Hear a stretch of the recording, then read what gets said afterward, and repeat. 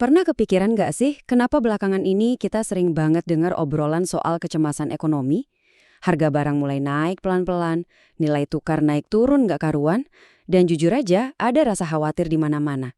Tapi, gimana kalau saya bilang, yang kita alami sekarang ini sebenarnya bukan hal baru?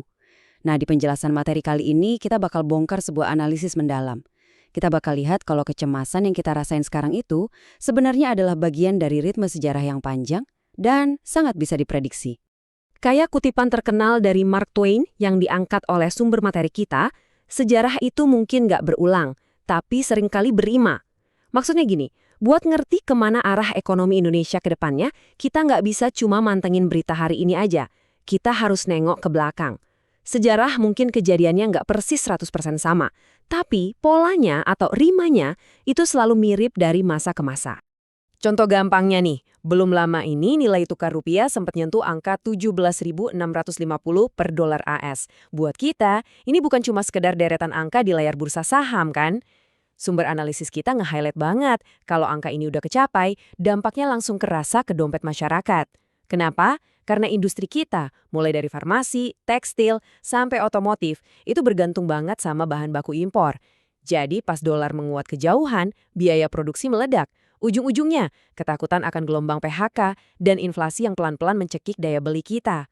Nah, biar lebih jelas, ini peta jalan obrolan kita hari ini. Sejarah panjang devaluasi, pola terjadinya krisis, bahaya dolar AS, biaya tersembunyi dari uang tunai, dan terakhir, aset langka sebagai pelindung.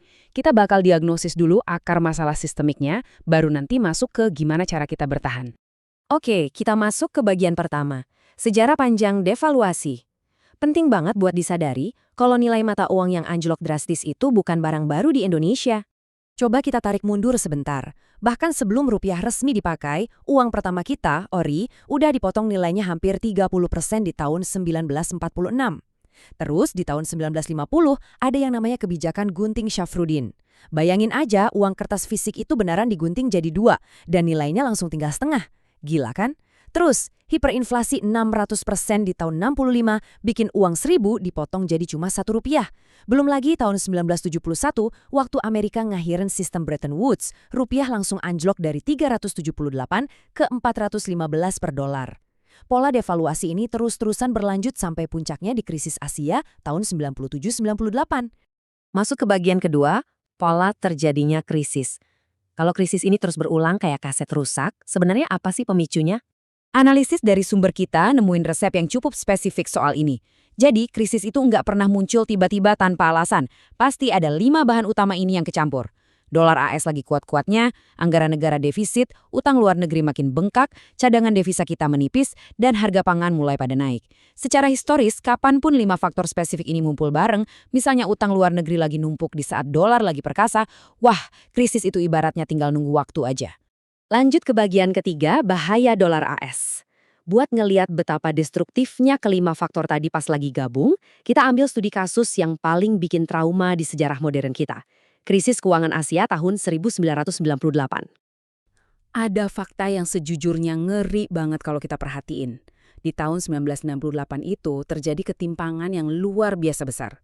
Total utang luar negeri swasta kita nyentuh angka raksasa, 138 miliar dolar AS. Sementara cadangan devisa buat nahan goncangan badai cuma 14,44 miliar dolar. Ketergantungan parah sama utang dalam bentuk dolar inilah yang jadi titik lemah paling fatal.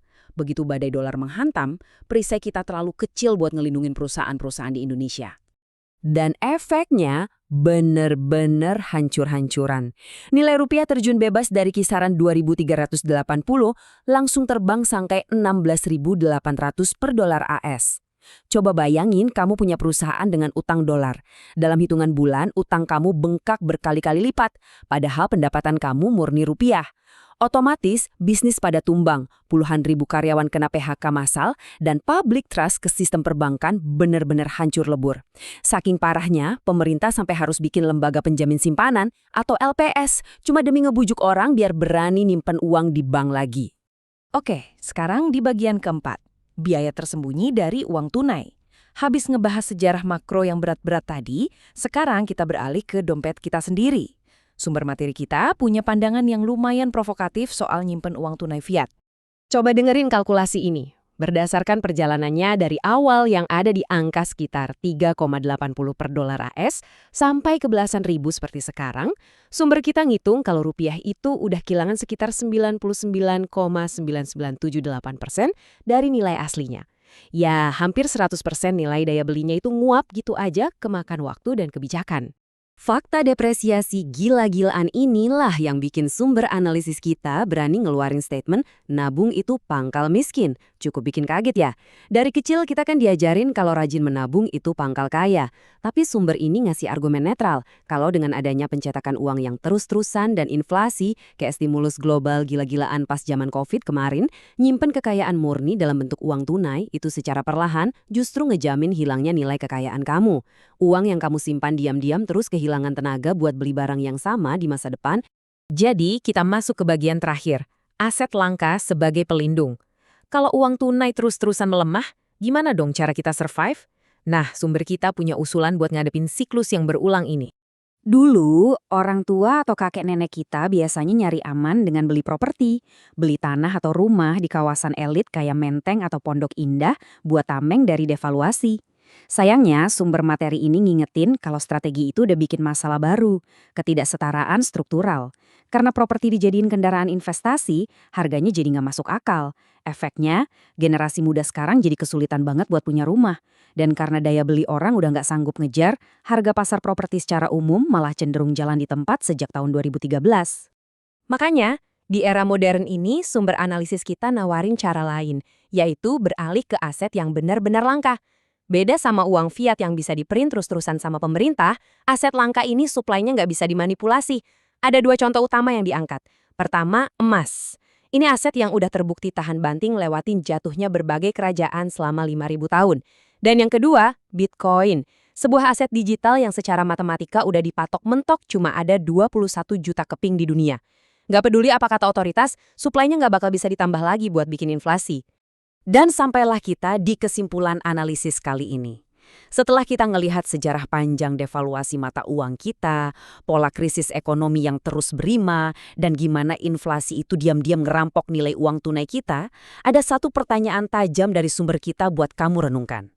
Setelah kamu kerja keras, banting tulang setiap hari, gimana cara kamu ngelindungin hasil keringat kamu itu di 10 tahun ke depan? Apakah kamu bakal ngebiarin nilainya pelan-pelan tergerus inflasi, atau kamu mau mulai cari perisai finansial yang tepat? Pikirin baik-baik ya. Terima kasih udah ngikutin penjelasan visual kita hari ini.